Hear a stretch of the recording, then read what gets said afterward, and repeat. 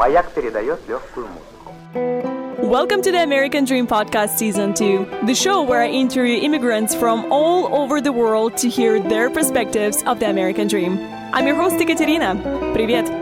I'm in the studio with the owners of the Jerk Spot restaurant in Branson, Cavene Crosdale, and Craig Morris. Welcome, you guys. Thank you for having us. Thank you for having us. So the Jerk Spot is a Jamaican cuisine restaurant, and you decided to open that because you guys are from Jamaica yourself. Correct. So being an immigrant, I know how financially hard it is to move to the United States, let alone open a business. So I would love to know your story and how did you open such a successful business? So let's start from the very beginning. Where were you originally born? I was born in Clarendon, Jamaica. And I was born in Westmoreland, Jamaica. So I'm from the western side of the island, and Cavene is from the south central side. Yeah. Okay. Mm-hmm. So how long you lived there for? 21 years. Moved here at 21, 22. Okay, so why did you guys immigrate to the United States? We first came to the U.S. as J1 students. And that was while we were in college. We came here in the summer months to work and for the cultural exchange. Okay. Yeah. And then we did that for 4 years while we were in university. And then it became a part of us, really. You know, okay. We go to school for 8 months and we're here for 4 months. Right. So basically, it became a thing. And so that's how it all started. Was it a big cultural shock for you guys? The first year it was. My first place I visited was New York. Lucky. From Jamaica to New York. I still haven't seen that place. So Jamaica is a tiny island. Compared to the hustle and bustle of New York, you just don't get that anywhere in Jamaica. So to go from a quiet countryside to land in busy New York, when I got there, it was probably 2 a.m. and it would be like midday kind of busy or rush hour kind of busy. And, you're constantly checking like, is my time right? Yeah. Because there's no way there's so much people is just out acting as if it's noon. So what was it like growing up and living in Jamaica? It was great. When that's all you know, then that's all you love. You don't have anything to compare it to. For me, my childhood was great. Would you say? Oh, yeah. Our childhood is great. I mean, you have so many natural resources available. Right. You have the rivers, you have the beaches. So it became like second nature to go to those places and hang out. School life, going to school, it's a little different. In Jamaica, you take the public transportation to school. Mm-hmm. And so that gives you... You also wear uniforms You to wear school. Uniforms, Interesting. So the guys wear khakis, and the girls would wear their tunic of their school color. So that's another unique experience to Jamaica, that when you come here, everyone is in casual slacks. Stuff. Casual, Right. Pajamas. Yep. So, I noticed that too. Okay, so why Missouri? Well, Missouri, from New York, I was placed in Missouri for work. So we went to New York, we did all our social security stuff there. And then the job that was offered was in Missouri, was actually in Branson. So this was the first place I worked. And I made friends that first year. So coming back the second year, it was comfortable to go somewhere that I was already familiar with. So I would not have to be making new friends and kind of starting all over. That's good. So what was your immigration journey and process of adaptation to this new country like? So I think for us, it's a little different. Individually, when I came here, I came for school. I came to pursue grad studies. Okay. And so from that perspective, it's a little different. I was thrown into the rigors of grad school in the U.S. All that comes with it, the ups and downs, the sleepless nights that we're accustomed to. But it was a little different. How you write was different. We're from... How you spell words How you spell words are different. Yep. We're from Jamaica, that we use the Queen's English. I've heard about that. Yeah. So we use labor, Labour. Yeah, color. COLOUR. Okay. You know? Okay. That's So actually the type of English I learned in Russia. Yep. So it's not COLOR. So And Czech. Don't talk about Czech. So it was the culture here, but it was something that we quickly adapted to. In our discussion as friends over the years, what we have come to realize is that we had sort of that educational background and that exposure to different cultures, even within our undergrad studies back home, that made adapting to life in the U.S. really easy. So much easier. So much easier for us. I can't say it's the same for everybody, but for us, it was so much easier. And it could be that we had that experience coming here year after year after year. So it was not like we were just thrown. You know, we were here for 4 months. Then we got the chance to go back home for 8 months to study. Then we came back. So it was always school, then travel, school, then travel. So that kind of made a bridge where we are not here for a long time trying to figure out life. What was the most difficult part about leaving Jamaica? It's leaving your family. Leaving your family is always hard because when you come, you come with friends, but you come alone, you know, because you don't get your parents, you don't get your immediate family. So that part is the hardest. And then if you were like me that has never left home, I came here straight from living with my parents where my dad would take me to school in the mornings to being an adult in a different country. I have to pay bills. Like, what? So what was the most challenging part of coming here to States? I think it's the knowing of the availability of resources that are available to you as an immigrant. You know, you hear the stories, oh, don't be doing this, don't be doing that. But in truth and in fact, if you do things the way they ought to be done, there are resources that are here to help you transition and to make it smooth. But it's just not knowing. It's not knowing is one of those challenges that you'd face, you know. You're accustomed to life a particular way. Back home, it's different here, you know. So some of the services that would be available back home, it's not the same name. They don't fall under the same department. Quite similar when you look at the in service. the grand scheme of things, Yeah, it's quite similar. So what surprised you the most? People. Yeah. People. I say this with no ill intentions, but Jamaica is a collective society. We believe in a group approach to almost everything. So family is very important to us. Our classmates in school is very important to us. Our year group in college, our cohort, is very important to us. For me, when I came here and we had classes and we had assignments, even when it was group assignments, it was so everyone, oh, I'll take this, I'll take that, and everybody just email what they have and put, you didn't get to me, you didn't get to rap, you didn't get to make jokes, you know?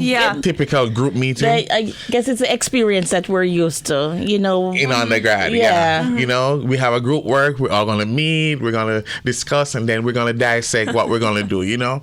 So that for me was one of the things that stood out and shocked me a bit, you know, very individualistic. One for me was people as well, but it was like the psychosocial part of it. In Jamaica, even though we're such a tiny country, we are big on appearance. How you do things, how you say things is important to us. And I guess it's because we ruled underneath the Queen for so long. Like, if you're going to a ceremony, you got to be dressed up. If you're going to church, you got to be presentable. And when you come here and people are going to church or a wedding or any form of function and they just wear like a t-shirt and shorts, they're like, what? And sneakers. And sneakers, you're like, oh. Yeah, even today you guys came over here fully dressed up. I think that it's very respectful. It's like a sign of respect that you do it. And that's how it is for us. But when you come here, it's like, it's not a big deal, you know, for them. And then you learn and then you adapt that. Okay, it's not a big deal. Yeah, they're for not them. trying to offend you. Yeah. And look like they just took the time to, to put themselves together. Exactly. Okay, so I did some research about Jamaica and Jamaican immigrants in the United States, and I found 5 top things that annoy first-generation Jamaican Americans. You guys ready to hear those? Oh, yes. So the number 1 is being made fun of when you speak patois. Patois. Yeah. So why is that? For us, it's not annoying. It's you actually making an effort to know our dialect. Jamaica, we speak English, standard English, but we do have patois. That is our dialect, and it's a little bit faster, and it's just broken English. Some words are shorter than some, and I think it has some mixed culture into all the different culture groups that settled on the island. Spanish, Kenyans, the Africans. So it's a mixture of all those indigenous people and their languages over the years. So annoying, it's a stretch, but I guess for some people. But I like when you try and say it's Jamaican more funny stuff, than you know? it is annoying. Yeah. You know, I'd say it's funny because you're just not going to get it right. Okay. There you go. That's true.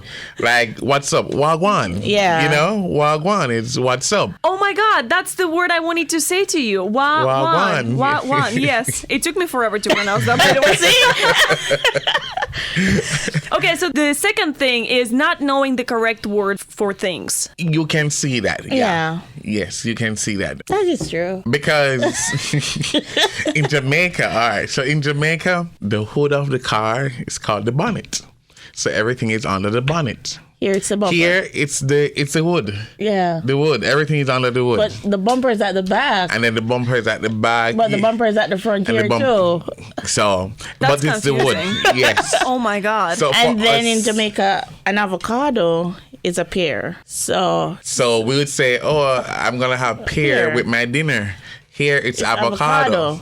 So, you know, you just... And then one other thing that I've seen people get offended by is like if like I bump into you and I say hush. Here It means shut up. Shut up. But I'm saying I'm sorry. It's not, you know, you're trying to smoother it Oh down. my So, God. hush, I'm Yeah. sorry, hush, you know, don't. And I have Wow. American kids, and some words you say to them, like, I'm always telling her, like, I'm just always saying something in Jamaican to her, like, and she's saying, I'm not excited, but I'm just telling her, like, to calm down. Right, right. Wow, that is confusing. Yeah. That is annoying.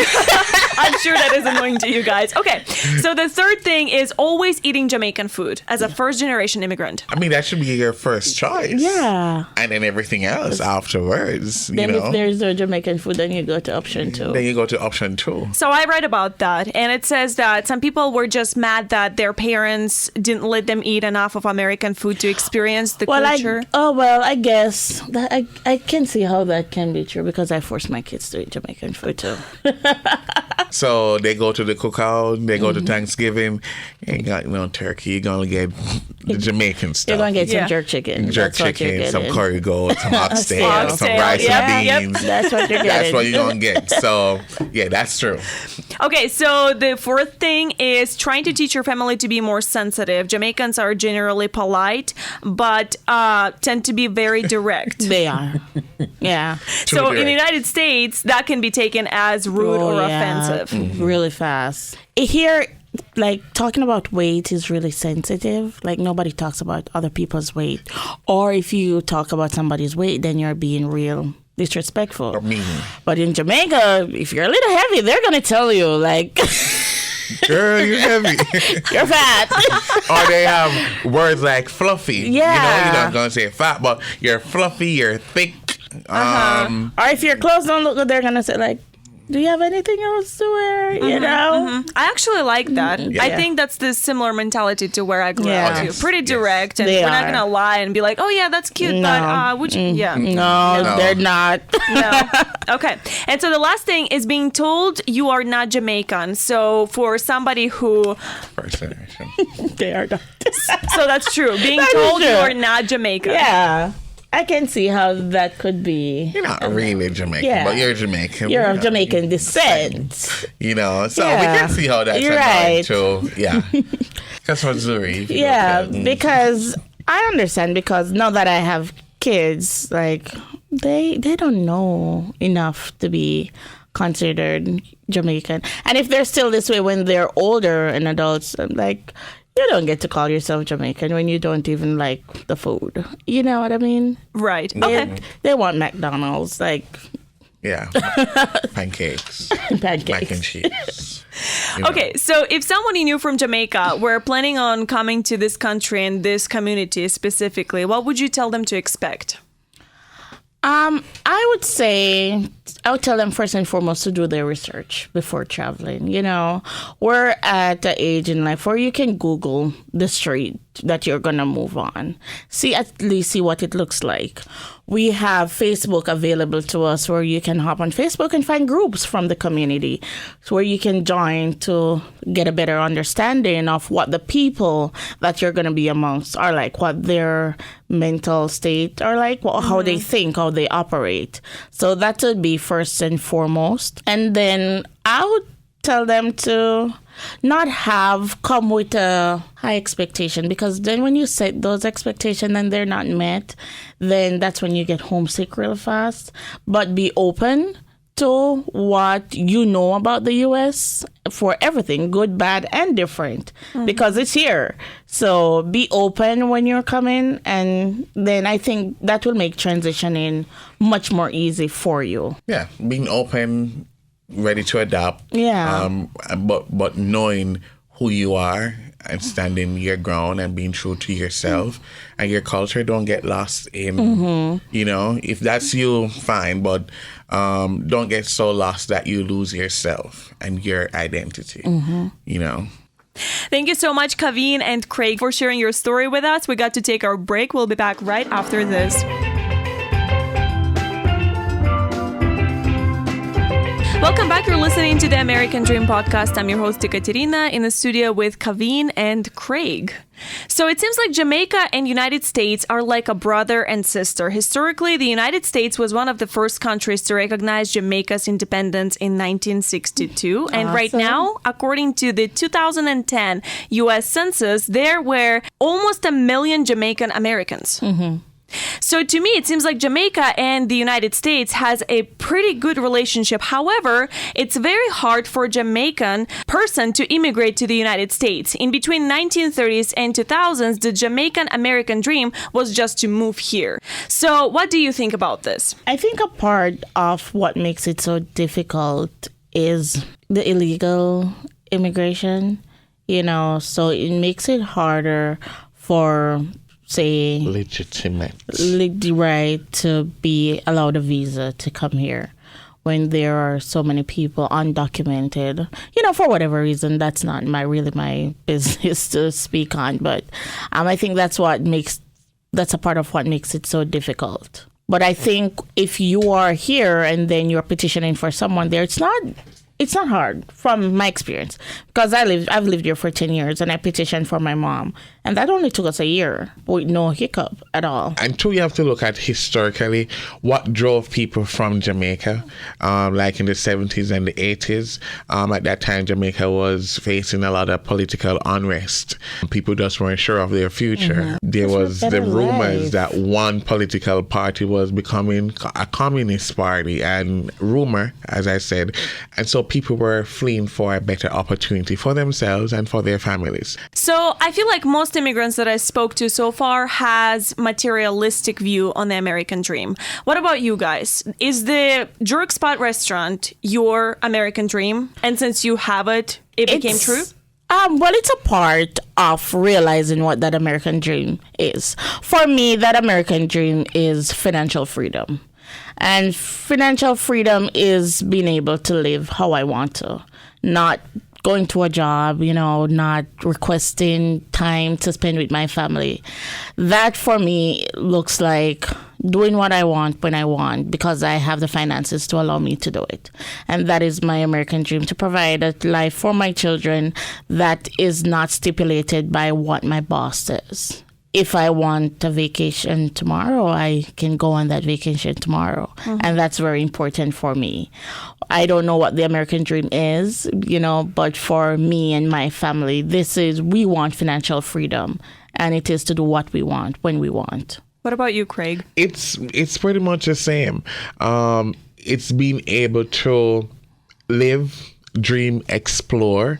I think Jamaicans are travelers. Jamaicans take pride in having their passport updated, their visas in their passport, and their suitcases readily available to go. Jamaicans love to travel. So I think the American dream is that freedom to do just about anything you want to do, having the resources to get you to that place. Whereas if you were back home, for example, and you're not from a particular social class, then it takes you a little longer to achieve certain stuff, you know.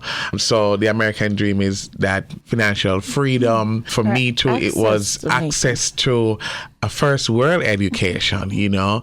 It sets you apart on the international and global scene when you have a first world education. So it's recognizable, all that. So that's a part of the American dream. And Jamaicans, anywhere you go, they may have different outlook on the American dream, but I think it comes down to living a life that you're comfortable and you can provide for your family and your friends very comfortably.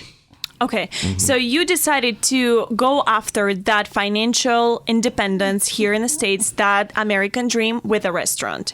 Why did you choose that path? Well, that was out of the need in our community where that did not exist. We previously owned other businesses because we own a cleaning company and we own a trucking company. So this is our third business. Okay. So when we decided to open the restaurant, it was out of the need that this kind of food was not available probably within a 100-mile radius of where we live. In Branson, it's a growing community of Jamaicans. So there's a need. So we fulfill that need. And that should always be the reason to get in businesses, meeting a need that exists. And so we filled that gap by opening that restaurant. And what we have found out since we opened that restaurant is that we have met so many travelers. Of course, it's Branson, that's where all the tourists go. But we have met so many travelers that they're just lovers of Jamaica, and they have fallen in love with the food and they just love it, and we get those people coming back and back every day. So that was really a great move for us, and in the right time. So it's expanding our reach in this community. And what we have realized, even since we opened the jerk spot and people are coming in, they say, oh, we went to Jamaica last year. Oh, we went to Jamaica 5 years ago. Oh, we went to Jamaica when we were 15. But no matter what, they've been to Jamaica or they want to go to Jamaica. They want to experience the food. And so to have it here, that accessibility to a small yet a big part of our culture, our food, is something great. It's a big part of what we do. And the philosophy behind what we do and how we do things. And one other thing that we found is we have found so many people connected to Jamaica. Like my dad was in the army and they served in Jamaica for so long, or my brother's grandmother is Jamaican, or just their lineage go so far back to where some part we realize so many people are connected to Jamaica one way or another. That's so interesting, you guys. Okay, so do you think you reached your American dream? No. Is there a limit? No. No. Nope. If we're talking about financial freedom, there can be a time where I can say, you know what, I am at a place where I'm comfortable. But there's always more to achieve, I feel like. I don't know. I've never had enough money in the world to say I've had enough money. So I don't know if I can say that.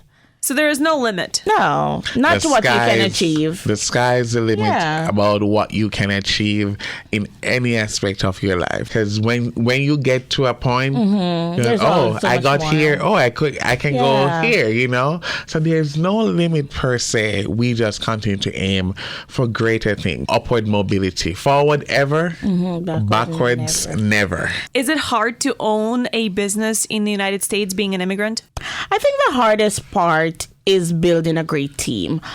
Owning owning a business, No, I think the city of Branson welcomed us with open arms. And, I am really proud of that. And that made us really happy. They helped us every single step of the way in getting that restaurant open. There was never a time where I felt like they're being difficult just because we're not from here. So I can't speak on that. So do you think you reached the Jamaican American dream if you were to come back? How would people look at you? Would they say, oh my God, you're living our dream, our American dream? In some sections and some group or class of people, you would be living their dream.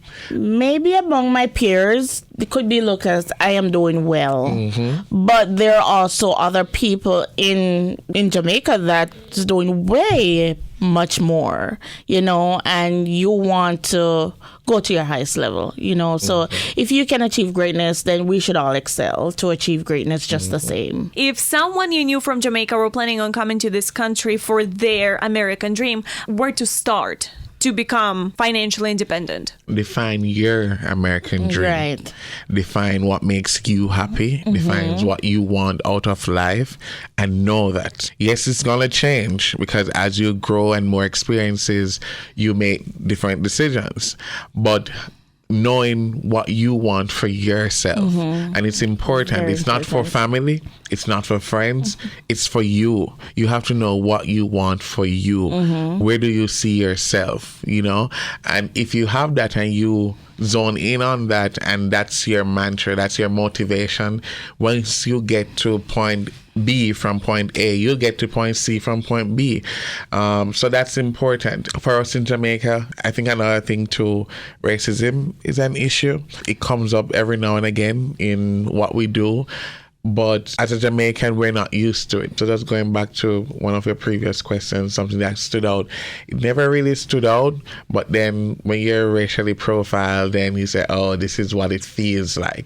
Because in Jamaica, again, we don't have racism, but we do have classism and colorism. And so when you talk about knowing what you want for yourself, sometimes as Jamaicans, it comes from that social class perspective.